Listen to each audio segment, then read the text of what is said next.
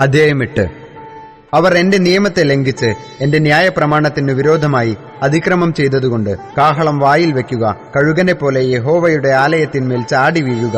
അവർ എന്നോട്, ദൈവമേ, ഇസ്രായേലാകുന്ന ഞങ്ങൾ നിന്നെ അറിയുന്നു എന്നു നിലവിളിക്കുന്നു. ഇസ്രായേൽ നന്മയായതിനെ ഉപേക്ഷിച്ചു കളഞ്ഞിരിക്കുന്നു. ശത്രു അവനെ പിന്തുടരട്ടെ. അവർ രാജാക്കന്മാരെ വാഴിച്ചു, ഞാൻ മുഖാന്തരമല്ലതാനും. ഞാൻ അറിയാതെ പ്രഭുക്കന്മാരെ അവർ നിയമിച്ചിരിക്കുന്നു. അവർ ഛേദിക്കപ്പെടേണ്ടതിനു വെള്ളികൊണ്ടും പൊന്നുകൊണ്ടും തങ്ങൾക്കു വിഗ്രഹങ്ങളെ ഉണ്ടാക്കി. ശമര്യയെ, നിന്റെ പശുക്കിടാവിനെ അവൻ വെറുക്കുന്നു. എന്റെ കോപം അവരുടെ നേരെ ജ്വലിക്കുന്നു. അവർക്ക് കുറ്റമില്ലായ്മ എത്രത്തോളം അസാധ്യമായിരിക്കും. ഇത് ഇസ്രായേലിന്റെ പണി തന്നെ. ഒരു കൗശലപ്പണിക്കാരൻ അതിനെ ഉണ്ടാക്കി. അത് ദൈവമല്ല. ശമര്യയുടെ പശുക്കിടാവ് നുറുങ്ങിപ്പോകും. അവർ കാറ്റു വിതച്ചു, ചുഴലിക്കാറ്റു കൊയ്യും. അതിനു തണ്ടില്ല, ഞാറുമാവിനെ നൽകുകയുമില്ല. നൽകിയാലും അന്യജാതികൾ അതിനെ വിഴുങ്ങിക്കളയും. ഇസ്രായേലിനെ വിഴുങ്ങിപ്പോയി.